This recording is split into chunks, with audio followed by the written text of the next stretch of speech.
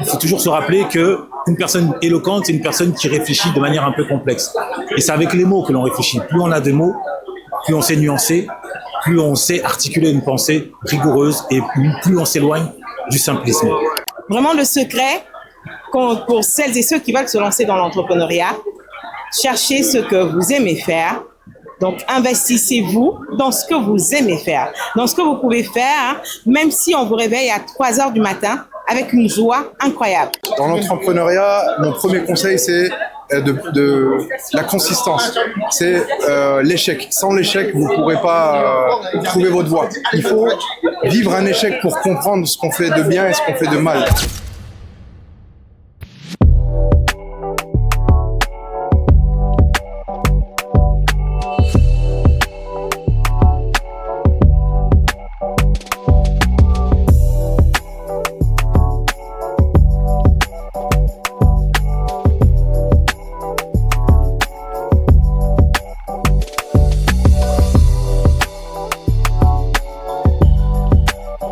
Alors, pour revenir sur pourquoi je pense que la diaspora devrait s'impliquer dans la politique, vous savez, quand vous vivez dans une société comme ça, vous avez dans toutes les sociétés du monde d'ailleurs, on a les forts et les faibles. Et ça va toujours être le cas. Quand on est faible, on peut se plaindre, on peut dire tout ce qu'on veut, on peut parler d'injustice, mais ça ne changera pas. On doit se battre pour passer de la catégorie de faible à la catégorie de fort. Ce que ça veut dire. Alors on sait que dans nos pays, les gens ont l'habitude d'épargner de l'argent généralement soit à la maison, quelques courageux à la banque. Est-ce que les gens comprennent l'intérêt pour eux de confier leur argent à une structure comme la tienne pour que toi tu places cet argent sur les marchés? En fait, tu as tout à fait raison. L'Afrique centrale, je parle pour l'Afrique centrale particulièrement, on a une culture d'épargne qui est très forte. C'est vrai qu'il y a de l'argent à la maison, pour une bonne partie, mais il y a aussi une très grande partie qui est en banque. Alors, Herman, tu es l'un des messieurs les plus éloquents dans notre communauté, notamment sur le YouTube Game. Quelle leçon tu peux partager à des jeunes qui veulent devenir éloquents, comme toi, par exemple? Soit frapper à ma porte et bénéficier de mes services, sachant que je forme à justement accéder pas simplement à l'éloquence qui est de la forme, mais également à la maîtrise de la rationalité et du raisonnement. Les deux sont inséparables à mon sens. Ou plus largement, en devenant un boulimique de lecture. Plus vous lisez, plus vous allez acquérir du vocabulaire, plus vous allez maîtriser la syntaxe. Et il faut toujours se rappeler qu'une personne éloquente, c'est une personne qui réfléchit de manière un peu complexe. Et c'est avec les mots que l'on réfléchit. Plus on a de mots, plus on sait nuancer, plus on sait articuler une pensée rigoureuse et plus on s'éloigne du simplisme. Donc, je vous forme ou formez-vous par vous-même par la lecture. Okay. Merci bien pour le partage. Alors, comment tu t'appelles? Mélanie. Enchanté, Darius. Enchanté. Du coup, c'est la 30e fois à Bac to Africa? Toute première. Toute première. Qu'est-ce qui t'a motivé cette année? Ça faisait longtemps que je suivais Philippe Simo et je me suis dit pourquoi pas voir en vrai. Je pense que les conférences, au-delà d'unir, ça fédère et de voir des gens avec le même mindset, le même état d'esprit et que même si on n'a pas particulièrement une idée de business ou d'objectif, être entouré de gens avec le même mindset, ça motive toujours. Ça inspire. C'est ça. Du coup, au travers ces 2 journées, il y a des domaines qui t'ont le plus intéressé? L'immobilier, parce que déjà j'ai déjà investi et je pense que ça m'a ouvert l'esprit sur le côté immobilier en Afrique. Et je pense que la conférence en elle-même t'ouvre l'esprit sur différentes thématiques et différentes idées d'investissement. Et ça t'ouvre l'esprit donc à toi après de chercher sur quoi tu vas te spécialiser ou autre. Et toi, ça t'oriente vers quel domaine? Peut-être les idées de business de service. Et comme je disais, il y a tellement de choses qui fusent que tu sais pas vers quoi tu vas te lancer. Ouais. Aujourd'hui, tu dis immobilier, demain le transport, après-demain peut-être l'Airbnb, ça peut être plein de choses. Ok, d'accord. En tout cas, merci d'avoir pris quelques minutes pour partager. Alors, comment vous vous appelez? Comment vous vous présentez auprès de ceux qui ne vous connaissent pas encore? Moi, je suis Parfait Ekemi. Parfait Ekemi. Ouais. Enchanté. Darius, donc, pour ma chaîne YouTube. Vous investissez dans plusieurs domaines ou vous entreprenez dans plusieurs domaines déjà. Quelles deux leçons que vous pouvez nous partager sur l'entrepreneuriat, sur le business, à un jeune qui veut se lancer? Ben, moi, je suis promoteur d'une entreprise en logistique et transport qui s'appelle Perfect Logistics. Et nous sommes spécialisés pour des envois d'expédition par voie aérienne, particulièrement vers l'Afrique, au départ de l'Europe. C'est une entreprise qui existe depuis une dizaine d'années en Europe, en France en particulier. Et donc, par rapport à votre question, s'il faut conseiller un jeune, je lui dirais déjà que c'est déjà bien de se lancer. C'est déjà bien d'avoir cette volonté d'entreprendre, parce que c'est pas aisé, c'est pas simple. C'est une décision qui doit être mûrie et qui nécessite un détachement, qui nécessite une détermination et qui devra forcément passer par beaucoup de contraintes et des renoncements. Donc ce jeune doit être motivé et il doit se donner les moyens. C'est pas simple. D'accord. Mais on dit que la motivation, c'est une émotion, ça va, ça revient. Est-ce que ça suffit pour aller au combat? Non, je ne crois pas que la motivation soit cet état d'esprit qui va et vient. La motivation, elle doit être construite. Elle doit quasiment être permanente. Elle doit plutôt être croissante. Elle ne doit pas partir et revenir. Parce que si vous vous levez un matin et que vous n'êtes pas motivé, il faudrait trouver les moyens de rebondir. Il faudrait trouver en vous déjà les ressorts pour être motivé quasiment tout le temps. Parce que la motivation ne doit pas être ce va-et-vient justement. Elle doit être permanente, j'insiste. Voilà. Et même lorsqu'elle est en baisse, vous devrez trouver les moyens de la raviver. Parce que vous en avez vraiment besoin. Ça doit être le socle de votre action. Vous pouvez nous partager une astuce qui peut faire en sorte que l'on garde cette motivation pendant qu'elle soit permanente? Ben, la motivation doit naître de votre volonté. Vous devez avoir ça en vous. C'est-à-dire que si vous avez pris la décision de vous engager sur ce chemin, surtout celui de l'entrepreneuriat, vous devez pouvoir trouver ce booster-là en vous.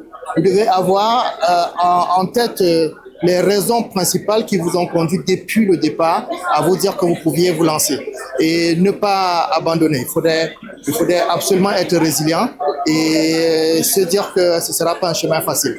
Donc la motivation, il faudra la trouver. Elle peut être différente. On n'a tous pas la même motivation, mais il faut l'avoir, la motivation. De toutes les façons, il faut qu'elle repose sur des valeurs ou alors des objectifs qui soient solides, pas qui soient changeants en fonction de la météo, quoi. Il faut être vraiment motivé, ça c'est sûr, c'est important. Pour braver les difficultés, parce qu'il y en aura, il faut le dire. Moi, je préfère être assez clair dessus et ne pas vendre le rêve, quoi. Ne pas vendre le monde idéal et se dire que ça va pas être facile. L'entrepreneuriat est très intéressant, très épanouissant, mais derrière, il faut dire la vérité, c'est pas simple du tout. Merci beaucoup. Je vous en prie. Monsieur Tim, bonjour. Bonjour. Comment vous allez? Ça va et vous? Très bien, merci.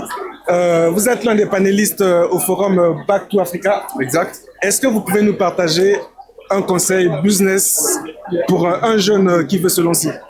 Alors, bien sûr, qui veut se lancer dans quoi exactement? Dans l'entrepreneuriat. Dans l'entrepreneuriat, mon premier conseil, c'est de la consistance. C'est l'échec. Sans l'échec, vous ne pourrez pas trouver votre voie. Il faut vivre un échec pour comprendre ce qu'on fait de bien et ce qu'on fait de mal. C'est le conseil le plus précieux et jamais abandonner. Voilà. D'accord. Juste une dernière, une leçon. Vous pouvez nous partager une leçon apprise de une des erreurs que vous avez faites dans le business? Une leçon appris, ouais. Bah, quand on est trop gentil des fois et quand on veut trop bien faire, on se fait marcher dessus. Donc il faut être juste, il faut être professionnel et tout travail mérite salaire. Voilà. Okay, merci bien pour ça. Alors, madame, comment vous vous présentez auprès des gens qui ne vous connaissent pas encore? Charlotte Liebug, entrepreneur agricole et tout simplement passionnée par l'investissement dans tous les domaines en Afrique.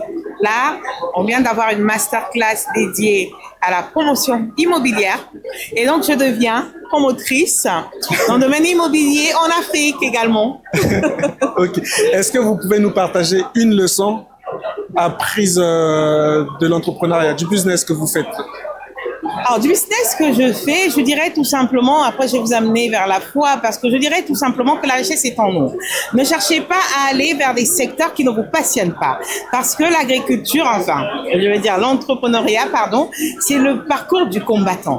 Mais vous devez être dans une posture, en fait, où vous n'avez pas du tout l'impression de travailler. Vous voyez, où vous avez envie, justement, chaque jour, de parler de votre business, de construire votre business, de l'expliquer aux uns et aux autres, d'aller à la conquête des partenaires, conquête des financements, conquête également donc de divers acteurs, de divers écosystèmes également. Vous voyez, vraiment le secret pour celles et ceux qui veulent se lancer dans l'entrepreneuriat, cherchez ce que vous aimez faire. Donc, investissez-vous dans ce que vous aimez faire, dans ce que vous pouvez faire, même si on vous réveille à 3 heures du matin, avec une joie incroyable. Charlotte, vous la réveillez à 3h, 4h, 5h du matin et vous lui dites agriculture, et ben, elle est au rendez-vous. Leadership féminin, elle est au rendez-vous. Et bien entendu également, la foi, parce que oui, c'est aussi une forme d'entrepreneuriat qui est essentielle pour nos vies et qui est même, il faut le dire, le carburant, le moteur de ce qu'on fait dans nos business. Voilà. Des fois, les gens ont du mal à identifier ce pourquoi ils sont passionnés. Est-ce que vous avez une astuce à partager? Quelle est votre passion?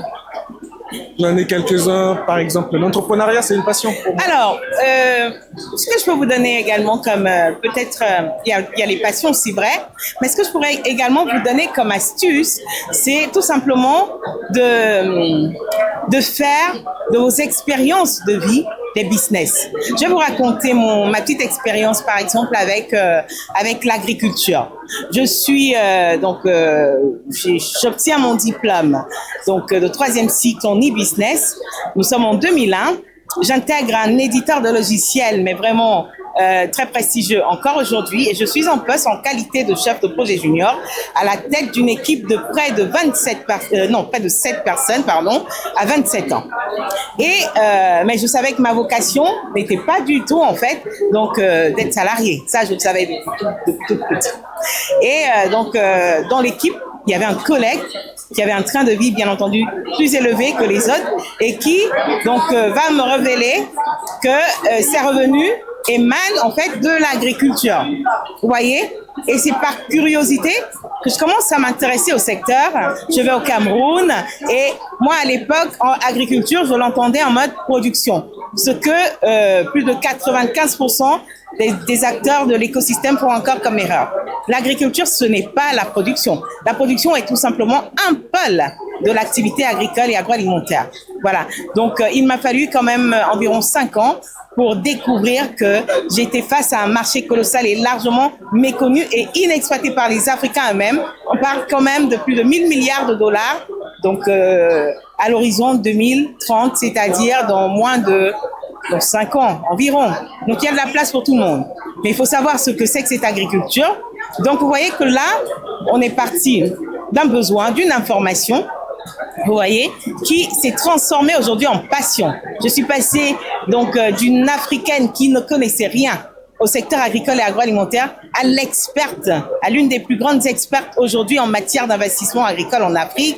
Je peux vous parler effectivement donc de la richesse que vous pouvez créer aussi bien au niveau du pôle production que de la transformation, la commercialisation et aujourd'hui, pourquoi pas, donc les réseaux sociaux au service de cette agriculture. Vous voyez? Donc tout part toujours en fait d'une vision, de la résolution d'un problème, d'un obstacle qui vous est arrivé et que vous transformez donc en business. Voilà, donc derrière chaque obstacle, vous avez une opportunité. Et les opportunités, elles sont partout. Okay. Merci bien pour le partage. Je vous en prie.